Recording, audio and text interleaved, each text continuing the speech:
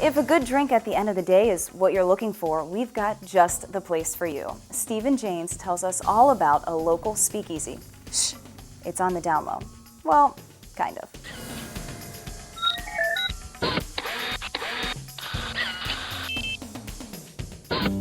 The Prohibition era. A long 13 years where alcohol was illegal in the United States. Secret establishments called speakeasies helped alleviate the nation's dry spell. You always ran the risk of getting caught by the police when you drank at a speakeasy.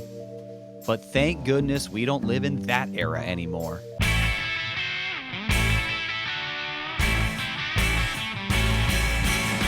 Companies will create fancy slogans and spend lots of money on advertising campaigns so their product will be known to you. Rob Rubens likes one word, and that word is beer. I like beer. Dreams are often born when we wish for something better. Rob Rubens found himself at a job he didn't enjoy and, inadvertently, was introduced to his new career path. Let's start from the beginning though. What got you into brewing, distilling, and all that? Yeah, it's interesting. I had to go to a work conference about 3 years ago in New Orleans, and a friend, actually my sister-in-law, had asked, there's a rum factory here, Old New Orleans Distillery, Old New Orleans Rum. And we went on a tour there in the middle of the day after all the work stuff was done, and I was so blown away by the fact how alcohol, the whole process, how it's all done on a small craft hand batch scale. So that kind of started the wheels turning in my head, and that started to percolate and took exactly 27 months from the day that I put pen to paper until the day that we opened our doors here. So it was not a short process. So you said that was in New Orleans, correct? Right. So what led you from there to opening up Rubens Distillery here in El Segundo then? I wanted to open a distillery. Business-wise, it didn't make sense to open just a distillery because it's very expensive to go to market to get your products out there, especially with clear liquor, which is vodka and gin, unless you contract or have somebody else do your whiskey and you have that ready to go to market when you open. And we didn't want to do that. I wanted to have everything that we have here, we make in the back there. So we don't contract, we don't color it, we don't add anything to it, everything is done here. So then kind of coupling that with opening a brewery would not only attract folks but allow us to cash flow the distillery. So then putting the two together really became sort of a novelty and something that doesn't exist in Los Angeles. Speakeasies, traditionally they're secretive. You don't know about them, you're not supposed to know about them. So why open up a place where you're logistically not supposed to know about it? Dating back 4 generations in my family, my great-grandfather and his brothers opened the Rialto Theater in Joliet, which is a suburb of Chicago. And the same architects that designed the Chicago Theater, so they look very similar in so many ways. And a lot of that theater, it opened in 1926, so a lot of that theater is tied into this tasting room, and just the family lineage and history was kind of a cool aspect to really associate with the business. So I wanted to do something, what we say, classy elegance with attitude, and that's what I was going for with this. So our slogan, one of them is "Speakeasy but spread the word," and so back in the late 1800s, early 1900s, whether you were an unlicensed bar or whether it was during Prohibition, speakeasy kind of alluded to the fact that one of two things: you would speak easy about it out on the street or speak quietly so that people, cops, law enforcement didn't hear about it, or when you're actually in the establishment that you were quiet so that they didn't hear you on the outside of it. And speakeasies were generally run by organized crime. There's none of that happening here, right? Not that I'm aware of, yeah. In fact, Rubens does a lot of good, including holding fundraisers for those in need. Recently, the tasting room was host to a benefit for the Greater Contribution, a nonprofit that provides microloans to women in East Africa who want to start their own business. In this country, we really are so blessed. We've won the economic lottery of the world, and Americans and Californians are generous people, and so I know we're going to make a lot of money that we can fund those microloans with. And again, very grateful to Rob Rubin and to all of our board members and volunteers who helped put this together.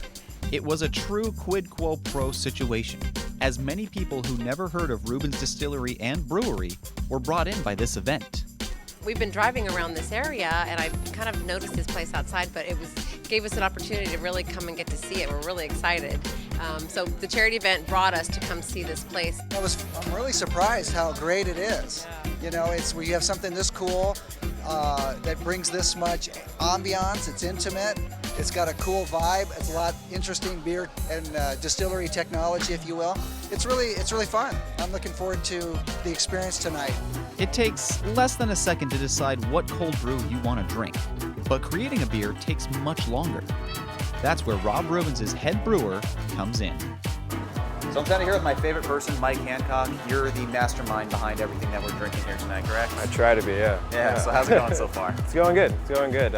We're 6 weeks in tasting room being open. Beers seem to be going good. Yeah, couldn't be happier. How are you guys doing things differently here from other breweries? Kind of a good example of that is right down the street. We got our buddies El Segundo Brewing Co. and they're crushing it with the classic kind of West Coast style IPAs. You know, super dry, crisp, hop forward, and that's really what sells right now. And so it's kind of a struggle. We don't want to, do anything like that because I go down there and drink their beers, So I want something different here. So we're really trying to focus on a lot of saisons. And then a lot of low alcohol stuff. A lot of these breweries, 7, 8, 9%, all these beers are, and I'm ready for a nap after I have some of those, So I'm really trying to push, 4.5% up to 5.5%. Although, we do have to do some higher alcohol stuff just to make everyone happy, but I'd be happy all day with a 5% beer. So you personally, as the brewer here, what is your main goal? What is it that you're looking to accomplish? Oh man, brew the best beer I can. I know everyone says that, but to me, I honestly, sometimes I can't sleep at night, worrying about beer and tanks. Mike may need to give himself a pat on the back. While talking with Rob Rubens again, he offered me one of Mike's greatest creations. This is what we call our gunpowder cream, so kind of tipping the hat to Prohibition era and specifically Chicago, which is where I'm from, tying into kind of mob ties and mafia. But it's a cream ale, which a lot of people have a different perception of it, but really it's a light type lagerish or ale beer, heavily dry hop. Give it a shot, let us know what you think. Easy drinking. It's perfect refreshing for the one California season that we always have. That's right. You were talking about living out your dream. I actually get to, drink beer and get paid for it, so that's not too bad. Not bad at all. I like that.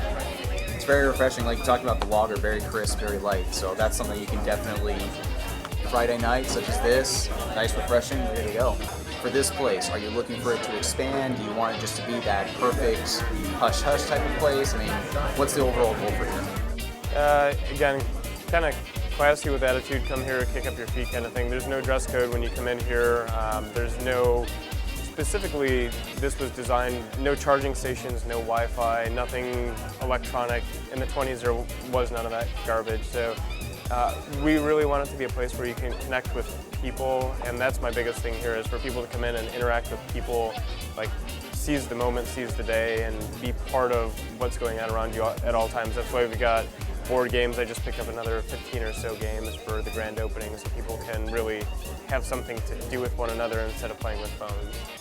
Rubens and Hancock aren't necessarily marketing themselves to beer aficionados, but to anybody willing to try something different. I guess I would really encourage people to open their minds. I know a lot of folks who have said, I don't drink beer, it's not my thing. And then since we've opened this place, which was a short 2 months ago now, 2.5 months ago, and just the soft opening, I've had a number of people come by and say, I don't drink beer, but this is good.